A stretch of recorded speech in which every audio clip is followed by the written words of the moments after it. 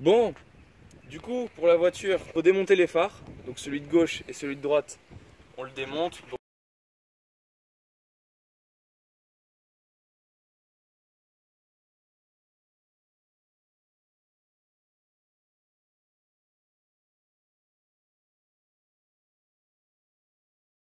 Donc vous avez vu comment ça se démonte. Pour le gauche, c'est exactement la même chose, il n'y a aucun problème.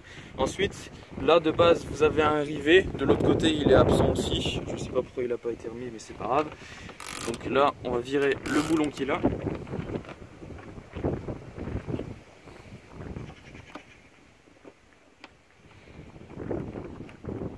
Voilà, de 1, qui ressemble à ça.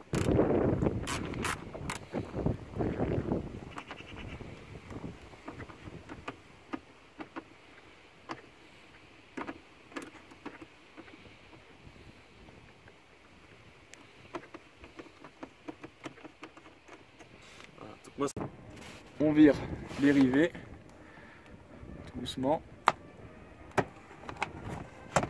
Voilà, donc on voit là un, plein de terre. Donc on tire dessus doucement avec un tournevis plat. Voilà, et là ils viennent.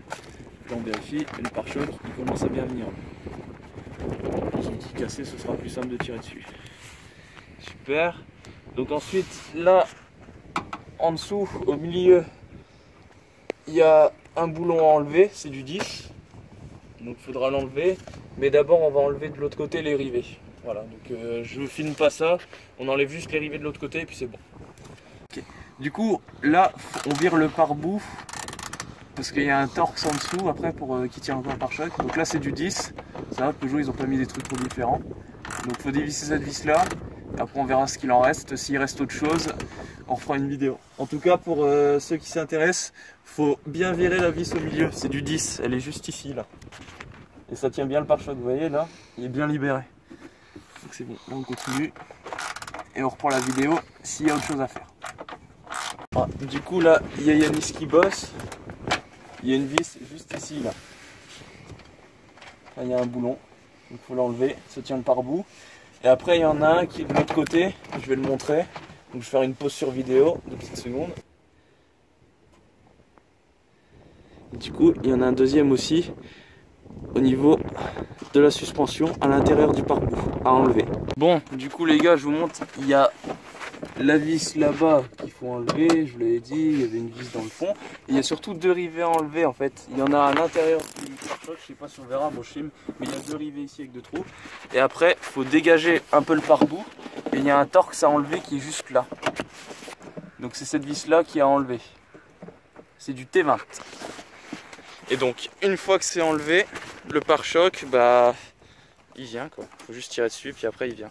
Donc pour vous montrer qu'on l'a bien enlevé, bon là par contre ça tient un peu, voilà, tu vois, pas besoin de faire un dessin, il s'enlève. Bon, du coup après avoir enlevé les torx, on tire juste sur le pare-choc et puis c'est bon, ça vient. Je vous montre pas sa plaque d'immatriculation, c'est normal, mais pour l'enlever, en fait, vous prenez un forêt là, vous faites sur les rivets, puis après vous reprenez une rifteuse, ça coûte 10 € au champ.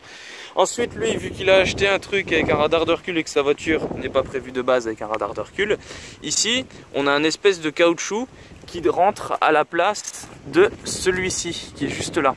Du coup ce qu'on va faire, c'est plutôt que d'essayer de passer les câbles n'importe comment, de percer des trous dans la voiture, on va juste virer le caoutchouc d'origine. Donc on débranche ce câble là du faisceau. Voilà, ce câble là c'est dans le fond ici, il y a un connecteur à l'intérieur du coffre, donc pour virer cette plaque là on tire juste dessus, elle vient. Voilà, parce que sur l'autre côté, si on regarde bien, on retrouve exactement le même connecteur qui revient pour l'éclairage de plaque. Donc en gros la seule différence entre une voiture qui n'a pas de radar de recul et un radar de recul pour le passage des câbles dans le coffre, c'est cette pote de fixation en plastique là, voilà.